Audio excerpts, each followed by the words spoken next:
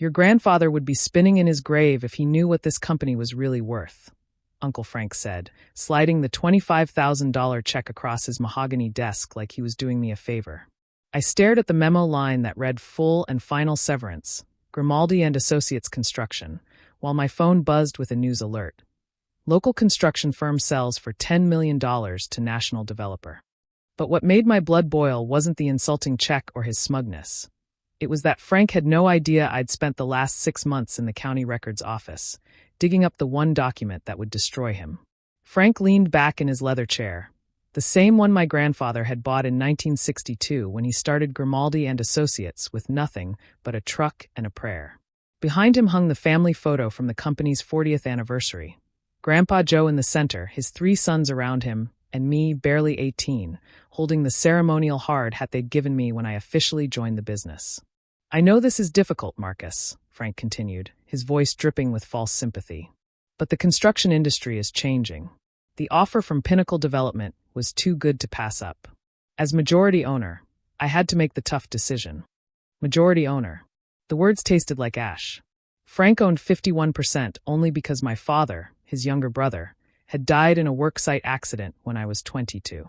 Dad's 25% should have passed to me, but Frank had produced a buy-sell agreement that mysteriously gave him first rights to purchase any shares. My other uncle, Tony, had been bought out years ago for pennies when his divorce got messy. $25,000 seems light for 12 years of work, I said, keeping my voice level. Frank shrugged. You were an employee, Marcus. A well-paid employee, but an employee nonetheless. This is generous severance, 6 months' salary. 6 months.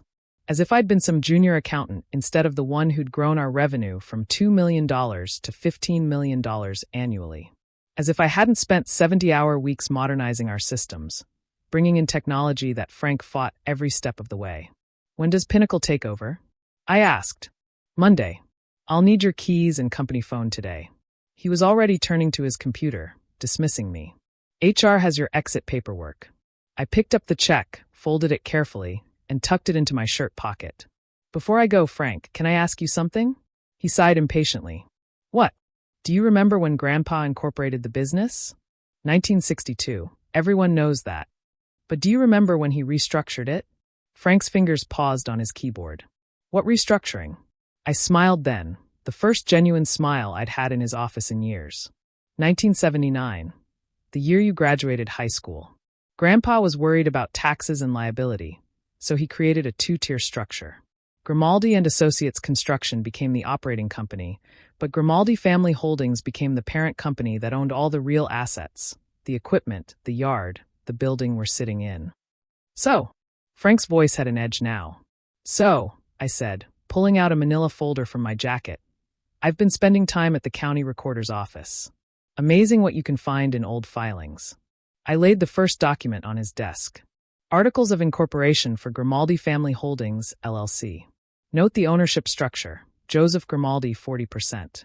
His wife, Rosa, 10%. And here's where it gets interesting. The remaining 50% to be held in trust for all natural-born grandchildren of Joseph and Rosa Grimaldi, to be distributed equally upon the youngest reaching age 25. Frank's face had gone pale. That's not possible. I turned 25 7 years ago. Your daughter Melissa hit 25 last month. That triggered the distribution clause. I laid out another paper. There are 4 grandchildren. We each own 12.5% of Grimaldi Family Holdings, which owns 100% of Grimaldi and Associates Construction. You're lying. But his voice cracked. The trust was managed by Grandpa's old lawyer, Bernie Steinberg. When Bernie died 3 years ago, his son took over the practice. He found the unfiled distribution documents in Bernie's files and contacted me 6 months ago. I placed the final document on the desk. Here's the fun part, Frank. You sold a company you don't own. Frank stood up so fast his chair rolled back and hit the wall. I own 51% of Grimaldi and Associates.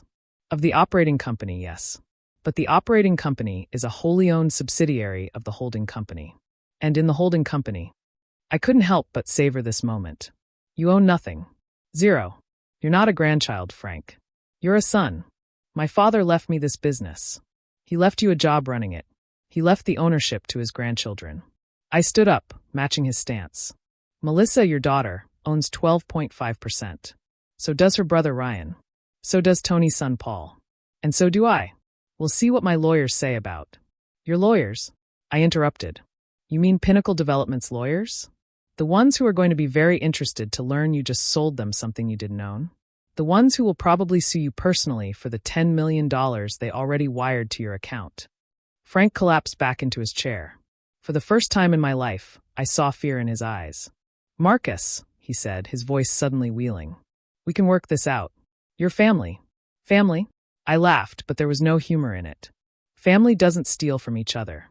Family doesn't erase 12 years of blood and sweat with a $25,000 check. What do you want? What I want is a time machine to go back and have a different uncle. But what I'll settle for is justice. I gathered my papers. The other grandchildren and I are meeting tonight. We've already hired representation. You have two options. Unwind the Pinnacle sale immediately and resign as CEO, or we file for emergency injunction and let the courts sort out your fraud. Fraud? I didn't know about any holding company. Ignorance isn't a defense, Frank.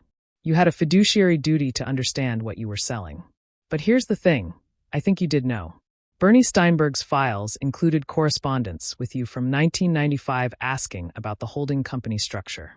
You knew, and you hoped no one else would figure it out. I moved toward the door, then turned back. Oh, and Frank, that story about Dad's buy-sell agreement? We looked into that too. Funny thing, Dad's signature on that document? It's dated 2 days after his death. Amazing how dead men can sign contracts. Frank's face went from pale to green. That's forgery on top of fraud, I continued. But I'm willing to let that slide if you cooperate with unwinding the Pinnacle sale.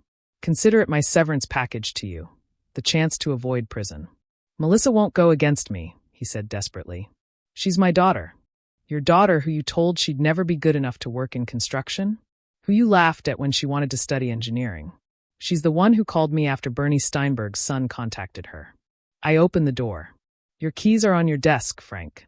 The locks will be changed by 5 o'clock. I walked out through the office I'd known since childhood, past the drafting tables where I'd learned to read blueprints, past the conference room where Grandpa had held his Monday morning meetings. Sylvia, who'd been our office manager for 30 years, looked up with tears in her eyes. Is it true? She whispered. Did he really sell to Pinnacle? He tried, I said. But Grandpa was smarter than that. The company stays in the family. By the time I reached the parking lot, my phone was exploding. The first call was from Melissa. Did you do it? She asked breathlessly. It's done. He knows. Paul and Ryan are already here. We're at Grandpa's house. Well, I guess it's our house now. The holding company owns it too. Grandpa's house.